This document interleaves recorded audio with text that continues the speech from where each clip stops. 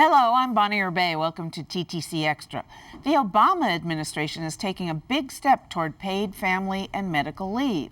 The president signed a memo directing federal agencies to advance up to 6 weeks paid sick leave to workers, those who need time to care for a new child, a family member, or for other similar uses. He's also calling on Congress to pass the Healthy Families Act, which would allow American workers to earn up to 7 days per year of paid sick time. So what's going on here, Sabrina? Well, I know that this is a pet issue of many Democrats on the Hill. I am, as you know, opposed to this, not because I don't believe that women and men need time away from the workplace, but I think that they have often sold this as sort of gold at the end of the rainbow. And the reality is there are going to be companies that cannot absorb this cost, and that we should really be focused on targeted assistance to those who truly don't have the support they need.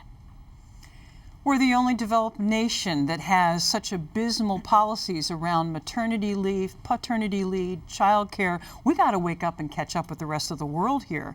Now, I agree with Sabrina. We have to look at the impact on small business in particular. We have to figure out how to subsidize that, how to help them absorb those costs.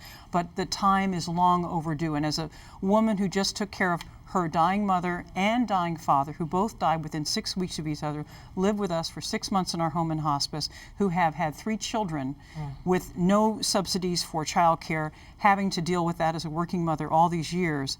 Time is overdue. Well, I mean, and as Sabrina said, you know, you have to look at the situation, and my concern is that you're forcing companies to have expenditures that they really can't, whether it's a large company or a small company. I mean, you know, I think we've talked about, you know, being moms and dads quite a bit, and, you know, part of the process is... What about large companies taking the money out of CEOs' salaries? Right, I mean, this is the thing. Well, we should not be sitting around. This is my pet peeve, is sitting around and trying to defend corporations who can take care of themselves.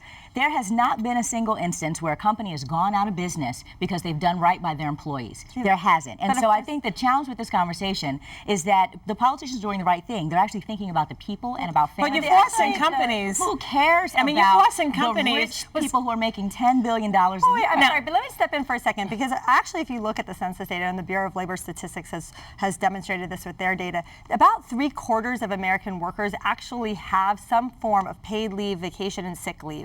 And people cobble different things together. I know I did when I had my 3 children. The reality is that there is a much smaller population who truly don't have that help. People who are part-time workers, maybe people who work in the home, people who are freelancers. There is a legitimate need, but it is much smaller. And if we actually tackle that issue, rather than imposing a mandate on all businesses, it would be much more efficient economically, and it would make sense for individuals. Sounds like you're arguing for a welfare program. Well, now, hold on here. I think...